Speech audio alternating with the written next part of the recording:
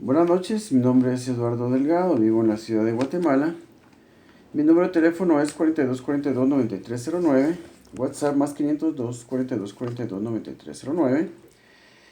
Hoy es el día domingo 21 de abril 2019 y son exactamente las 9:14 de la noche. 9:14 de la noche vamos a hablar acerca de eh, héroes de la Biblia. Héroes de la Biblia. Vamos a hablar de héroes de la Biblia con el propósito de ver qué aprendemos de cada uno de ellos. Vamos a ver qué aprendemos de cada uno de ellos. Entonces, vamos a empezar por Abraham. Vamos a estudiar ciertos personajes de la Biblia que nos enseñan, nos dejan una enseñanza cada uno en particular por su trayectoria, por lo que dijeron o escribieron, por lo que la Biblia nos cuenta de ellos, nos dan una enseñanza específica cada uno de ellos. Por eso es importante para nosotros conocer estos personajes y ver qué es lo que nos enseña. Entonces vamos a empezar con Abraham. Abraham, en el capítulo 14 de Génesis, nos enseña a diezmar, dar nuestro diezmo a Dios, lo cual genera bendición, como lo dice en Génesis 14, 18. Debemos salir del 17 al 19. Entonces, Abraham, la enseñanza que nos deja es, Abraham nos enseña a diezmar. Este diezmo de Génesis 14. Entonces, cuando volvía de la derrota de Kedorlaomer y de los reyes que con él estaban, salió el rey de Sodoma a recibirlo al valle de Sabe, que es el valle del rey. Entonces Melquisedec, rey de Salem y sacerdote del Dios Altísimo, sacó pan y vino y le bendijo, diciendo: bendito sea Abraham del Dios Altísimo, creador de los cielos y la tierra. Fíjense cómo Melquisedec bendice a Abraham al momento de entregar él los diezmos de todas las cosas que había recuperado cuando fue a pelear contra los reyes que se habían llevado cautivos a todos los habitantes de Sodoma y también a los familiares de Abraham, que era Lot y su familia. Bendito sea Abraham del Dios Altísimo, creador de los cielos y la tierra, y bendito sea el Dios Altísimo que entregó tus enemigos en tu mano y le dio a Abraham los diezmos de todo. Fíjense pues qué preciosa bendición la que le da Melquisedec. Bendito sea Abraham del Dios Altísimo, creador de los cielos y de la tierra. Y bendito sea el Dios Altísimo que entregó tus enemigos en tu mano y le dio a Abraham los diezmos de todo. Entonces, este diezmo es un diezmo que está, ordenado en la ley de Moisés, pero aquí esto es anterior a la ley de Moisés, pero también en la ley de Moisés se nos ordena este diezmo, porque dice: indefectiblemente diezmarás todo el fruto de tus cosechas. Entonces, vamos a ir rápidamente porque vamos a ver una serie de personajes de la Biblia que en su trayectoria, en lo que la Biblia habla de ellos, y en lo que su relación con Dios, nos dejan una enseñanza a cada uno de ellos. Ya vimos al primero, Abraham, que nos enseña a dar este diezmo de Génesis 14. Yo le llamo precisamente el diezmo de Abraham. Este diezmo, cuando lo estudiamos profundamente, con la guianza del Espíritu Santo, nos damos cuenta que este diezmo es el más importante de todos y de todas las ofrendas por la protección que da. Y por supuesto que necesitamos protección. ¿Protección de qué? De todas las cosas. Este diezmo nos protege de la pérdida. De la pérdida. El concepto de la pérdida en general. Este diezmo, digamos, nos protege de la pérdida de bienes materiales, protege a nuestra familia de todo mal y a nosotros mismos de todo mal. Entonces, no solo de una aspecto específico, digamos, no de que protección acerca de robos o asaltos, todo eso, no, protección de todo tipo, porque digamos, uno con una sierra eléctrica en la mano, queriendo hacer un trabajo manual en la casa, se puede volar los dedos. Entonces, estamos hablando de todo tipo de protección. Aunque esto, sumándole la protección que trae esta ofrenda, hay que sumarle también prudencia y discreción que nos aconsejan en Proverbios. Proverbios nos aconseja acerca de ser prudentes y ser discretos. Si yo agarro una sierra eléctrica en la mano para hacer un trabajo manual en la casa, para reparar algo en la casa, tengo que ser prudente. Y que estoy al día con mis diezmos, con este diezmo Génesis 14, no significa que yo pueda ser imprudente. O voy al centro de la ciudad, a cualquier parte de la ciudad, dejo el carro estacionado en un lugar peligroso o sospechoso y digamos, y dejo las llaves puestas y con la ventanilla abierta, pues, ay, yo estoy al día con mis diezmos, tengo toda protección. No, la Biblia nos demanda, digamos, ser prudentes y discretos. Ser prudentes y discretos para tener protección. Pero la base de una protección total y una protección profunda es cumplir con este diezmo de Génesis 14. Vamos a empezar a ver, esto ya lo había hecho yo antes, pero digamos, vamos a ir más rápido. Vamos a pasar lo que es, vamos a hablar acerca de Isaac. Vamos a ver ahorita vamos a hablar acerca de Isaac. Isaac, el hijo de Abraham, padre de Jacob. La enseñanza que nos deja a Isaac es esta. Cuando Isaac se separa de su padre, Abraham, él va a vivir con su familia a la tierra de Gerar. Entonces viene un hambre fuerte en Gerar, eso lo vamos a ver en Génesis 26. Viene una gran hambre en Gerar, y entonces Isaac piensa en irse mejor a vivir a Egipto porque en Egipto hay abundancia. Dios le dice, quédate en esa tierra y siembra en esa tierra. Entonces, y dice la palabra del Señor en Génesis 26, 26,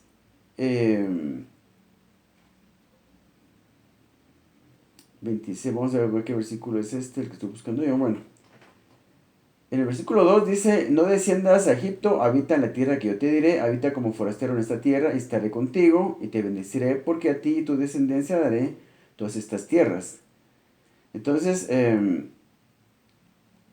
Isaac se queda a vivir en esta tierra a pesar de que había hambre. Entonces, entonces en el versículo 12 dice, y sembró Isaac en aquella tierra, y cosechó aquel año 100 por 1, y le bendijo Jehová. Cosechó aquel año 100 por 1, y le bendijo Jehová. Entonces, ¿qué tierra era esta? Esta era la tierra del hambre, porque había hambre en aquella tierra. Entonces, esta es la tierra del hambre. Lo que esto significa es que, digamos, cuando nosotros sembramos en tierra de hambre, que quiere decir darle a persona necesitada, lo que esto quiere decir es, digamos, está hablando metafóricamente, haciendo una analogía con respecto de la tierra donde hay hambre, con respecto a las personas que tienen necesidad, personas que tienen hambre. Entonces, cuando nosotros damos una dádiva a una persona que tiene necesidad, hay grande bendición y se cosecha al 100 por 1. Por eso dice aquí en el versículo del capítulo 26 de Génesis, dice, en el versículo 12 dice, y sembró Isaac en aquella tierra, y cosechó aquel año 100 por 1, y le bendijo Jehová. Yo he comprobado esto, que digamos, cuando uno da a personas necesitadas una dádiva, se multiplica al 100 por 1. Bajo ciertas circunstancias se da esta multiplicación. De eso lo hablo yo plenamente en otros videos. Pero ahorita estamos viendo rápidamente, un vistazo así rápido de las enseñanzas que nos dejan los grandes héroes de la fe. Héroes de la fe. Digamos, estas personas escribieron sus nombres en la historia por haber sido personas de fe. En este caso, Isaac, viviendo en una tierra donde viene una gran hambruna, Dios no lo deja ir a Egipto para irse a vivir allá, a resguardarse mientras pasa la hambruna. Y le dicen, no, quédate en esa tierra y siembra en esa tierra, la tierra del hambre. Y cosechó Isaac en aquel año a 100 por 1. La enseñanza que nos deja aquí, y esto es algo muy profundo en realidad, que hay que analizarlo muy detenidamente, pero eso es un trabajo que no solamente yo tengo que hacer, sino que lo tenemos que hacer todos.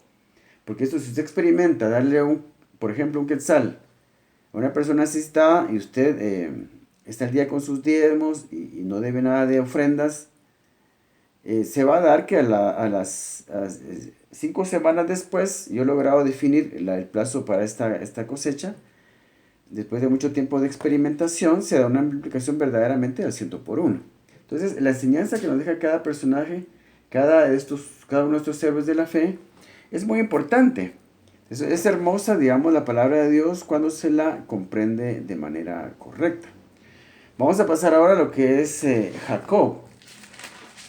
La enseñanza principal que podemos obtener de la vida de Jacob es cuando él, después de haberle robado la bendición a su hermano Esaú, se hace pasar por él.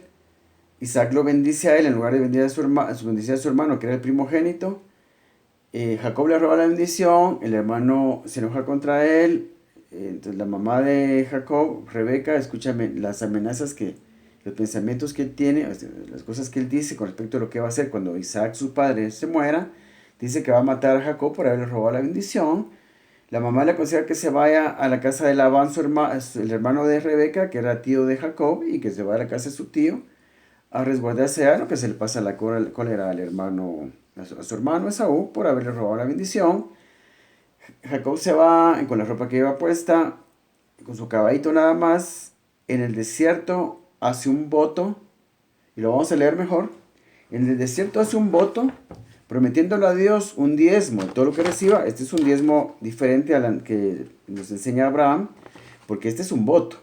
El diezmo de Génesis 14 no es un voto, es una ofrenda regulada por la Biblia, ordenada por la Biblia. En todo caso, en el tiempo de Abraham no existía la Biblia todavía, pero es un diezmo que digamos, es una ley espiritual que digamos da protección. Entonces Abraham, siendo un hombre que tenía una gran conexión y comunión con Dios, lo practica y nos lo enseña a él antes de la ley de Moisés.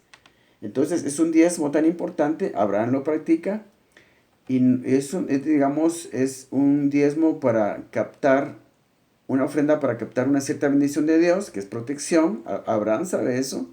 Entonces es un diezmo diferente a este porque este es un voto. Un voto es hacerle una promesa a Dios a cambio de un favor. Por muy mal que se oiga, esto está en la Biblia y es algo correcto, una enseñanza correcta de la Biblia. Entonces vamos a leer esto. Recordemos, Jacob hace un voto en el desierto, una promesa en el desierto, que consiste de darle un diezmo extra de todo lo que reciba a cambio de prosperidad. Básicamente lo que está pidiendo es prosperidad, porque digamos, él lo que pide es que no le falte la comida, que no le falte el vestido, en un lugar donde vivir, y eso son cosas materiales, eso es pedir por prosperidad. Lo vamos a leer. Entonces, y se levantó Jacob de mañana y tomó la piedra que había puesto de cabecera y la alzó por señal, porque él pasó la noche en el desierto, allí durmió. Y se levantó Jacob de mañana y tomó la piedra. Acordemos que viene de su casa huyendo de su hermano. Y va en camino a la casa de su tío Labán. En Padán Aram, creo que se llama el lugar donde vivía su tío. Y se levantó Jacob de mañana y tomó la piedra que había puesto de cabecera y la alzó por señal y derramó aceite encima de ella. Y llamó el nombre de aquel lugar Betel, aunque Luz era el nombre de la ciudad primero. E hizo Jacob voto diciendo: si fuere Dios conmigo y me guardare en este viaje en que voy, y me diere pan para comer y vestido para vestir, cosas materiales, está pidiendo prosperidad económica básicamente, y si volviere en paz a casa de mi padre, Jehová será mi Dios. Él está prometiendo que si Dios le da estas cosas que acaba de pedir, Jehová será su Dios. Y esta piedra que he puesto por señal será casa de Dios, y de todo lo que me dieres, el diezmo apartaré para ti. Está hablando de un diezmo diferente al de Génesis 14. Este es un diezmo como pago de un voto por prosperidad. Esa es la enseñanza principal que nos deja el relato de la vida de Jacob, pero para no dejarlos así, vamos a hacer referencia de qué pasó con ese voto que él hizo. ¿Qué pasó con ese voto que él hizo? Él pidió prosperidad. ¿Obtuvo esa prosperidad? Sí la obtuvo. Él obtuvo esa prosperidad que pidió. Entonces, en Génesis 31:13 se hace referencia a ese voto que él hizo.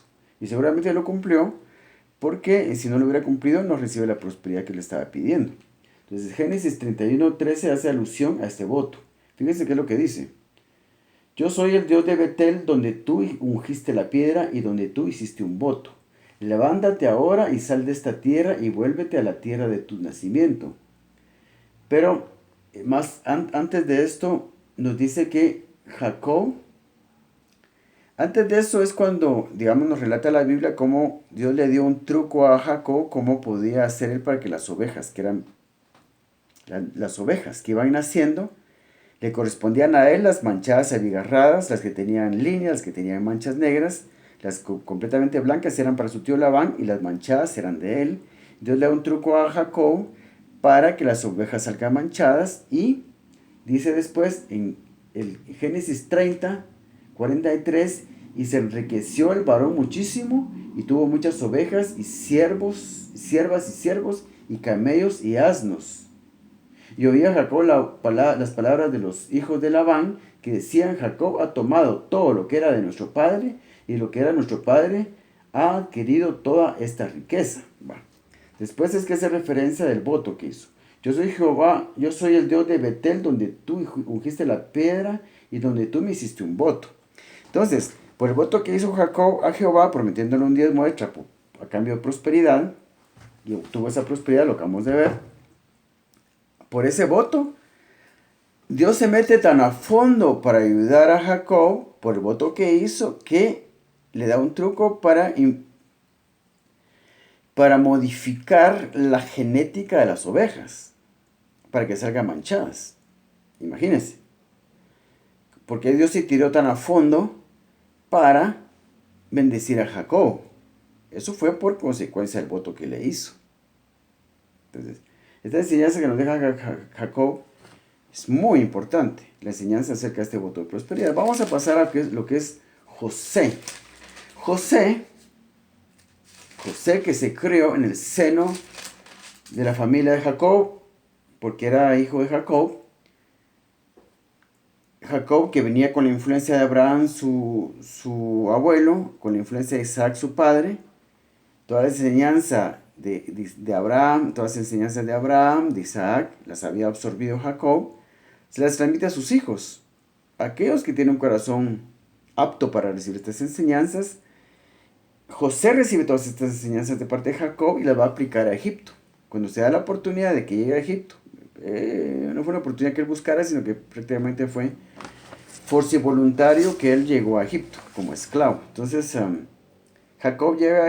José llega a Egipto y va a poner en práctica todos los principios que había aprendido de sus antepasados y de su padre, de sus abuelos, de su papá y de sus abuelos. Entonces llega José como esclavo a Egipto, va a trabajar a la casa de Potifar, le tiene mucho éxito ahí, es un gran administrador, demuestra que es un gran administrador, se da el problema con la esposa de Potifar, lo llevan a la cárcel, pero a pesar de todo, en la historia, en el relato de la historia de la vida de José, se repite muy, muy seguido lo que voy a leer a continuación.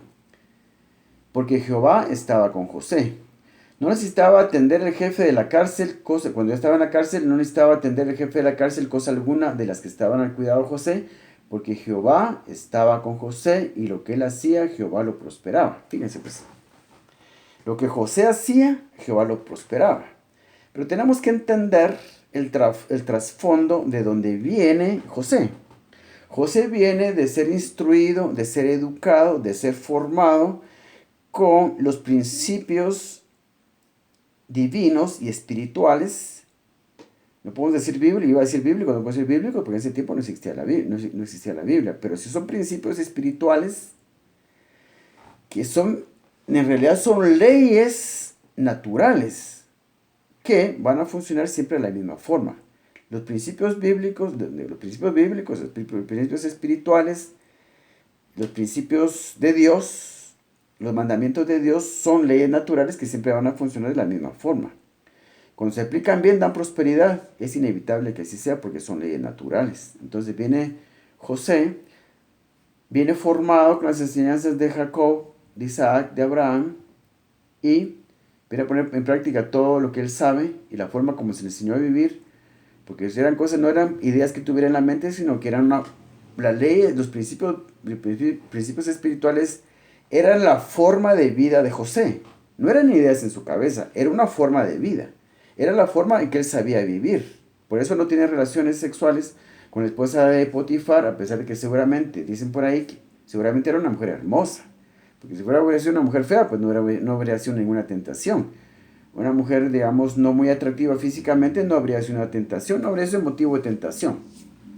Fue motivo de tentación porque seguramente era una mujer hermosa. Una mujer que era, digamos, era rica, se mantenía bien aseada, bien olorosa, bien perfumada, bien peinada, bien vestida.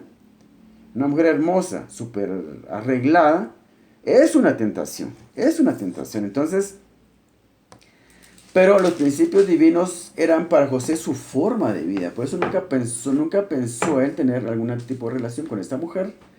Entonces José viene y aplica todos los principios que aprendió de sus antepasados, los aplica en Egipto. Y por eso José, cuando viene el tiempo en que Faraón tiene un sueño aparte de Dios con respecto a los 7 años de... Una profecía con respecto de 7 años que vienen de abundancia, 7 años que vienen de escasez. No sabe quién le puede interpretar su sueño. José le interpreta el sueño y le dice lo siguiente. Después de que cuando está interpretando el sueño le dice, y le habla de los 7 años de abundancia que vienen, los 7 años de escasez que vienen después. Por tanto, provéase ahora Faraón de... Esto es Génesis 41:34. Por tanto, Génesis 41:33 en adelante. Por tanto, provéase ahora Faraón de un varón prudente y sabio y póngalo sobre la tierra de Egipto. Haga esto Faraón y ponga gobernadores sobre el país y quinte la tierra. Y quinte la tierra de Egipto en los 7 años de la abundancia.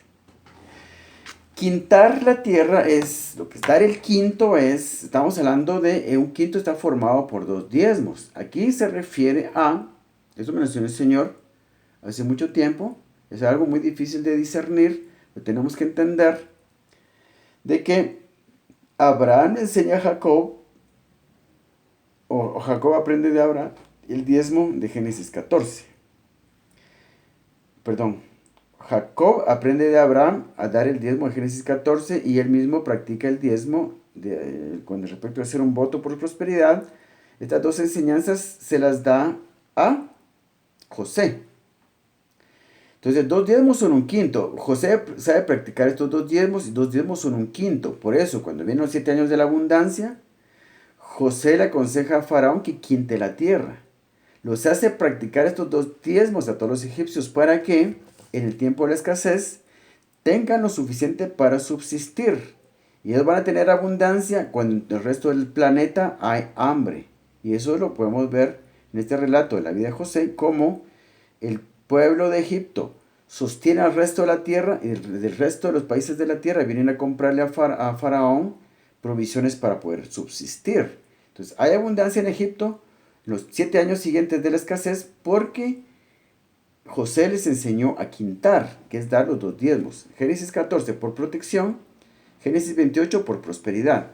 Esa es la enseñanza que nos deja José. Vamos a pasar rápidamente a la vida de otros personajes bíblicos. Déjenme que me prepare en este momento. Vamos a hablar acerca de otro personaje de la Biblia. Vamos a hablar rápidamente de Job. ¿Quién era Job? Job era este hombre perfecto y recto, temeroso de Dios y apartado del mal. Este era Job. Hubo en tierra de Uz un varón llamado Job y era este hombre perfecto y recto, temeroso de Dios y apartado del mal. Fíjense ¿qué más dice de Job? Y le nacieron 7 hijos y 3 hijas. Su hacienda era 7,000 ovejas, 3,000 camellos, 500 yuntas de bueyes, 500 asnas y muchísimos criados. Y era aquel varón más grande que todos los orientales. Para hacer la historia corta, porque vamos así muy rápido, porque solo estamos tomando las enseñanzas de cada héroe de la fe, así rápidamente. Entonces, Job era un hombre extremadamente rico, el más rico que todos los orientales, dice ahí. Viene un momento en que el enemigo se ensaña con Job. El enemigo pide permiso a Dios para quitarle cosas a Job, para probarlo, para ver si realmente iba a seguir bendiciendo el nombre de Dios. Satanás le dice a Dios de que Job le sirve solamente porque Job le servía a Dios, era temeroso de Dios, como ya lo vimos. Y Satanás le dice a Dios de que Job le sirve solo porque él lo mantiene bien económicamente.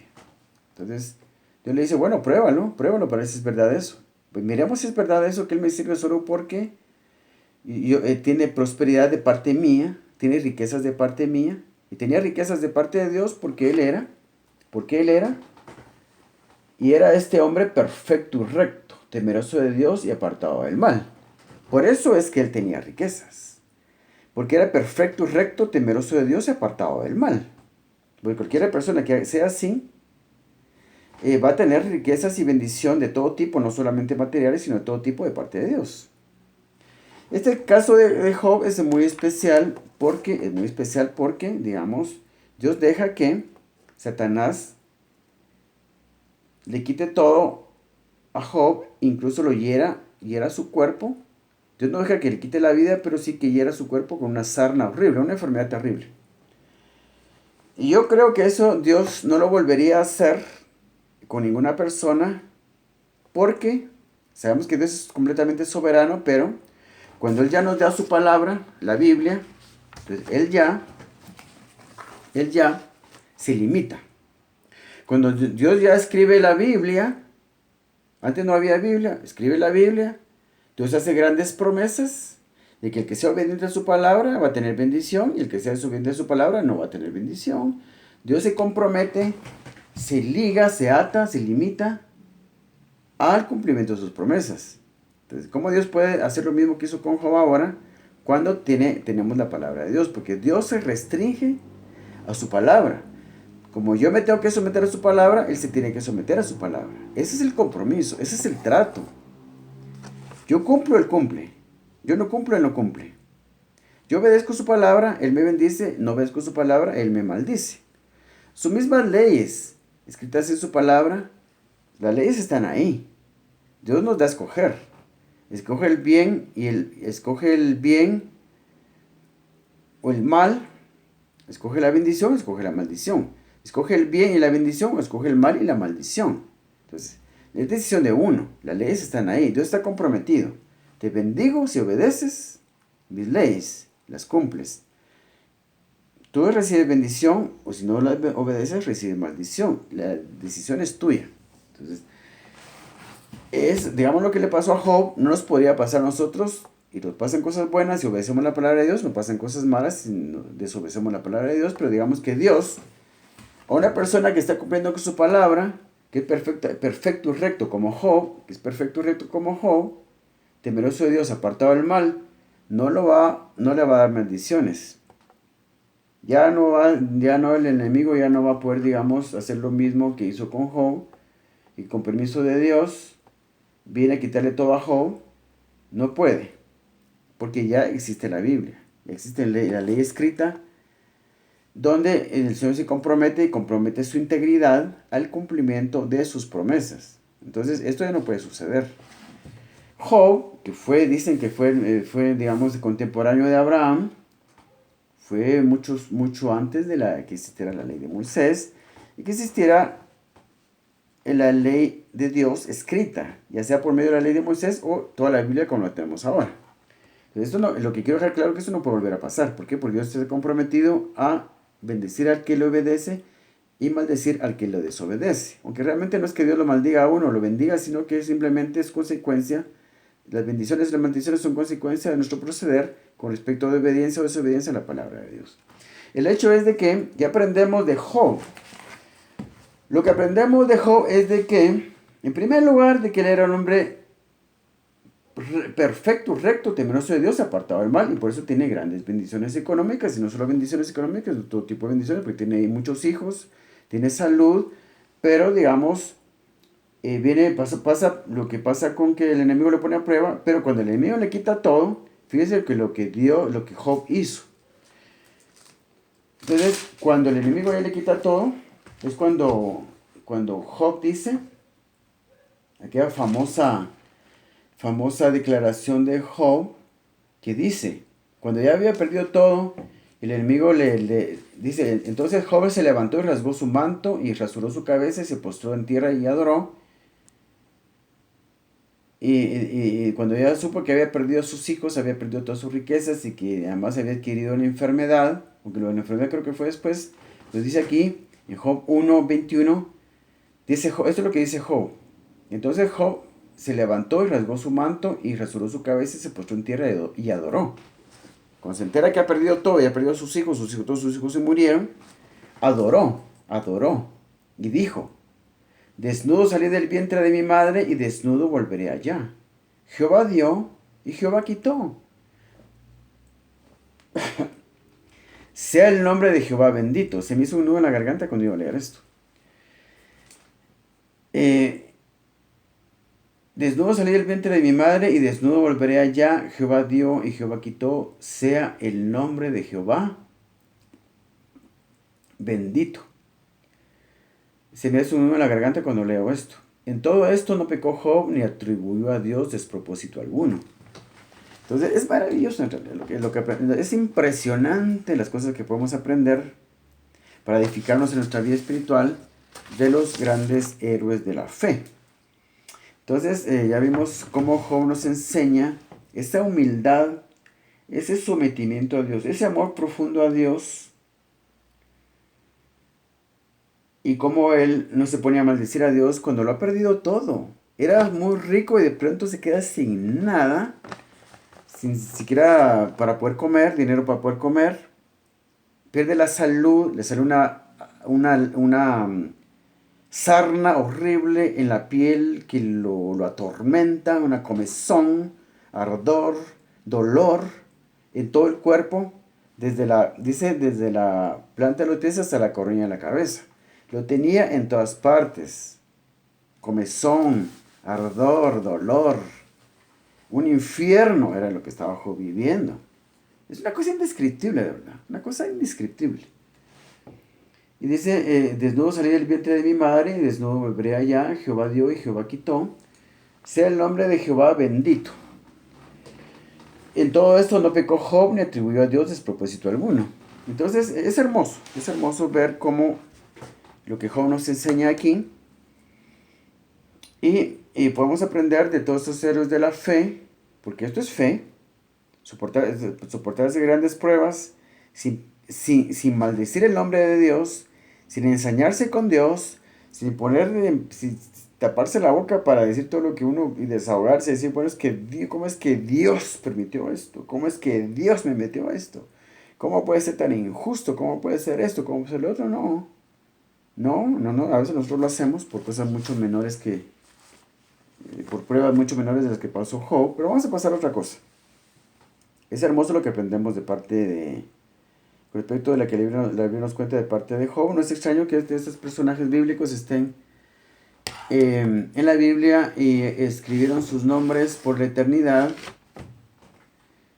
por sus actitudes, por su fidelidad, por su fe en Dios. Es tan precioso, tan maravilloso. Vamos a hablar ahorita acerca de Daniel. Vamos a ver qué dice de Daniel. Son muchas las cosas que podemos decir de Daniel. ¿Quién era Daniel? Daniel es un jovencito que se va con otro grupo de jóvenes en cautiverio cuando se da digamos, la conquista de Jerusalén por parte de Nabucodonosor, que viene a, digamos, ser el rey de este imperio, el imperio babilónico.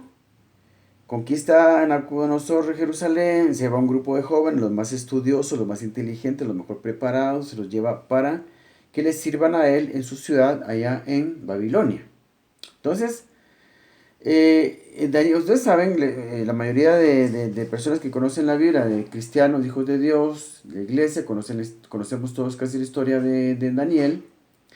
Pero lo que resalta en la vida de Daniel es una cosa impresionante de verdad, como él se hace de un hombre cuando Nabucodonosor, el rey del imperio babilónico, el rey de la tierra, de todo el planeta se puede decir, porque este es un imperio, que ejercía dominio sobre todo sobre todo la tierra conocida en ese momento. Entonces, digamos, tiene un sueño, no hay quien se lo interprete, se interpreta a Daniel, le da la interpretación correcta, él se hace de un hombre, y entonces lo ponen en un puesto de privilegio en el gobierno de Nabucodonosor, y Daniel se convierte en un servidor de Nabucodonosor, del hijo de Nabucodonosor, y cuando el imperio babilónico cae, también le sirve a los siguientes reyes, que al rey, digamos, Ciro, al rey Darío y a los siguientes, no sé hasta dónde llegó su servicio, pero le sirve a varios reyes, como a 4 o 5 reyes. Le sirve Daniel en el trayecto de toda su vida. Él es un gran administrador, un hombre íntegro. Es lo que resalta de Daniel es su integridad. Su integridad. Llega un momento en que le ponen una trampa a Daniel, sus adversarios, digamos, gente que también forma parte del gobierno, en el caso del rey Darío, y Daniel le pone una trampa a Daniel porque, digamos, le tienen envidia por la jerarquía en que él está, lo cercano que está al rey, ha ganado la confianza del rey por su integridad, por su fidelidad. Y en toda la historia, el relato de la vida de Daniel, eso nos muestra cómo Daniel era fiel a Dios. Los enemigos le ponen una trampa para hacerlo caer, y lo que resalta es de que, digamos, hacen que el rey decrete que nadie pueda hacer ninguna petición a ningún rey,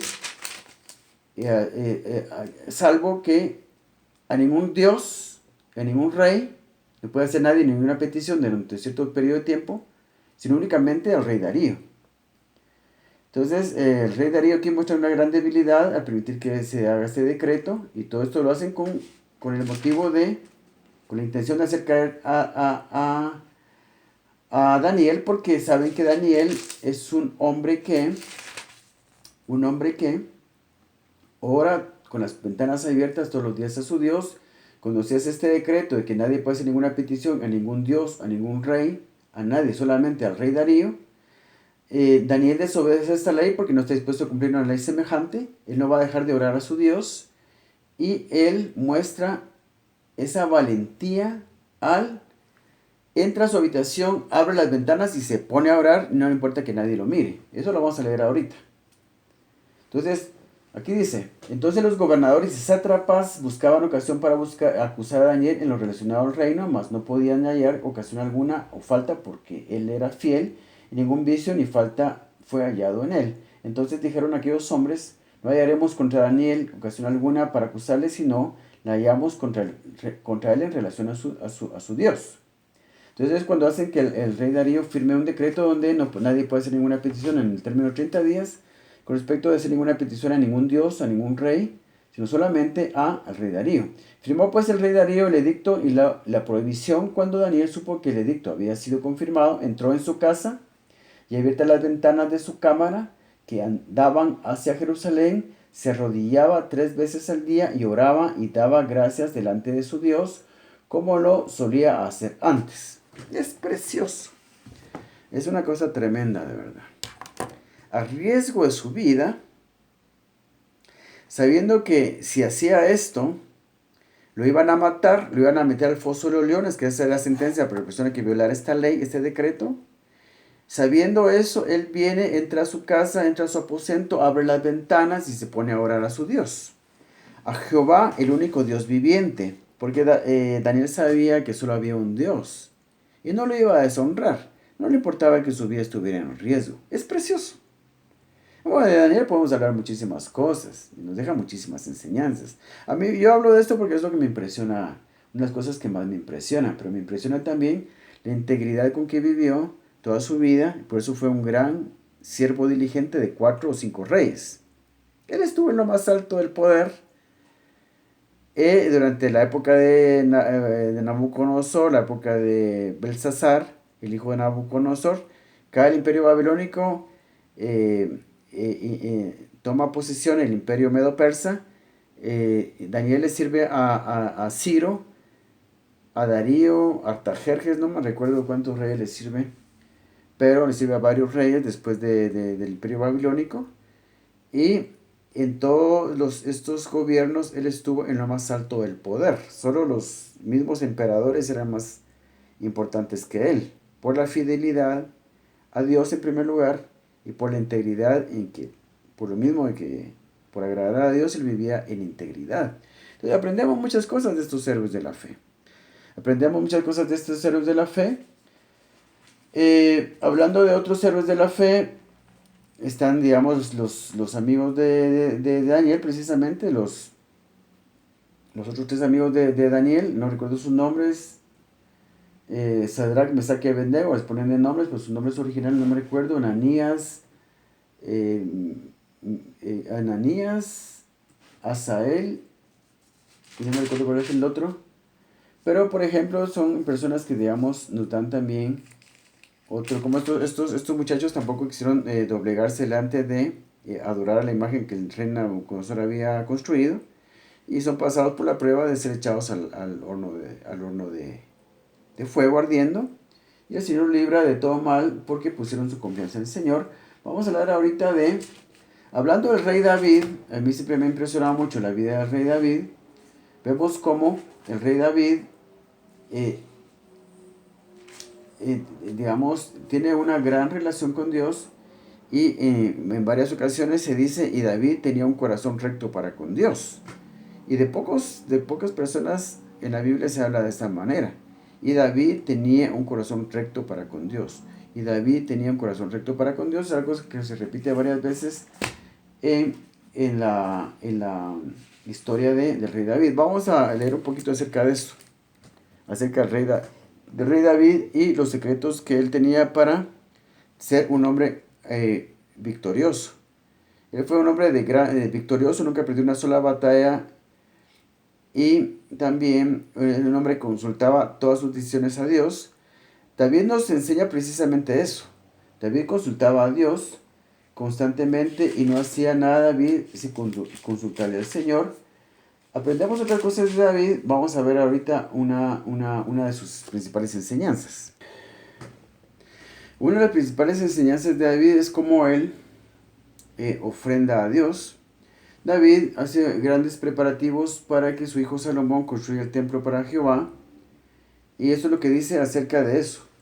Cómo es que David, luego de su tesoro personal, de su tesoro personal, da una gran ofrenda para el templo, además de que había preparado, digamos, muchas cosas para la construcción del templo. Vamos a leer aquí, primero de Crónicas 29. Después dijo el rey David a toda la asamblea: solamente a Salomón mi hijo ha elegido Dios, él es joven y tierno de edad, y la obra es grande, porque la casa no es para hombres, sino para Jehová Dios. Yo con todas mis fuerzas he preparado para la casa de mi Dios oro para las cosas de oro, plata para las cosas de plata, bronce para las de bronce, hierro para las de hierro, y madera para las de madera, y piedras de ónice, piedras preciosas, y piedras negras, piedras de diversos colores, y toda clase de piedras preciosas, y piedras de mármol en abundancia. Además de esto, fíjense pues, además de esto, por cuanto tengo mi afecto en la casa de mi Dios, yo guardo en mi tesoro particular oro y plata, que además de todas las cosas que he preparado para la casa del santuario, he dado para la casa de mi Dios. Entonces, pero lo que resalta aquí es donde dice primero de Crónicas 29:3, dice: además de esto, por cuanto tengo mi afecto en la casa de mi Dios, yo guardo en mi tesoro particular oro y plata. Entonces, lo que me gusta es, por cuanto tengo mi afecto en la casa de mi Dios.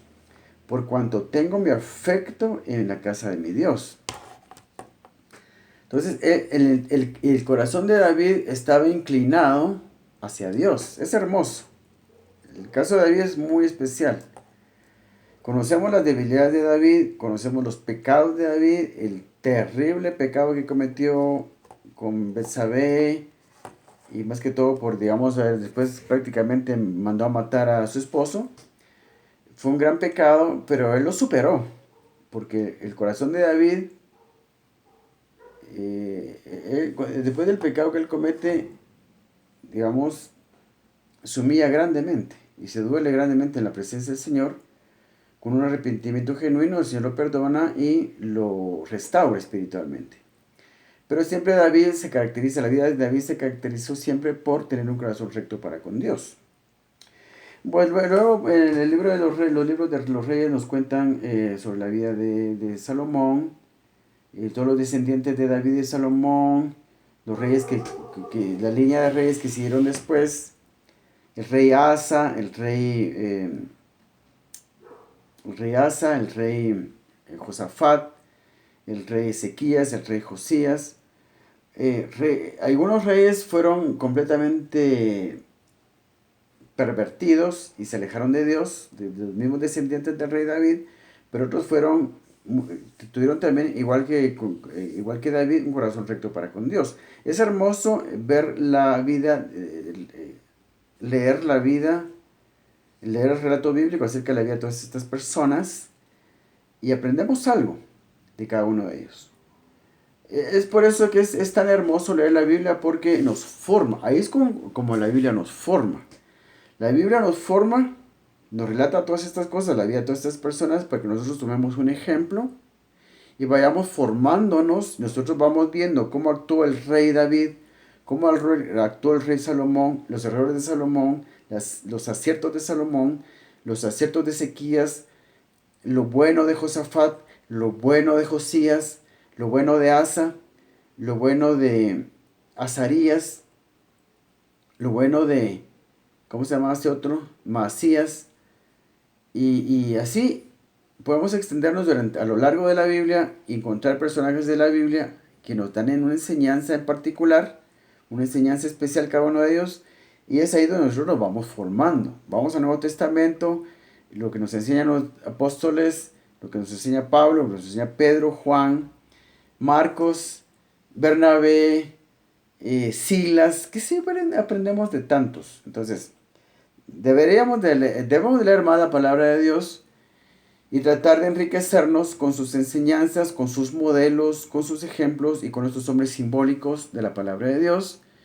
Y es una cosa, es la enseñanza que yo quería compartir con ustedes en este video, cómo nosotros podemos enriquecernos tanto conociendo la vida de los personajes bíblicos. Realmente nos enriquece, nos hace mejores personas cuando vemos y conocemos la vida de estos héroes de la fe, porque es lo que eran ellos, héroes de la fe,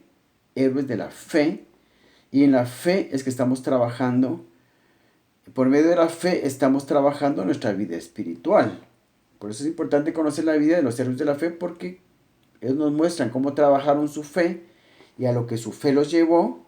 Entonces nosotros nos damos cuenta que, así como su fe a ellos los llevó a ser victoriosos, a ser exitosos, a ser prósperos, a ser grandes siervos de Dios, igualmente nosotros también lo podemos llegar a ser. Entonces los invito para que sigamos estudiando a los héroes de la fe. Gracias por su atención en esta noche. Va a ser todo. Hasta la próxima. Dios los bendiga.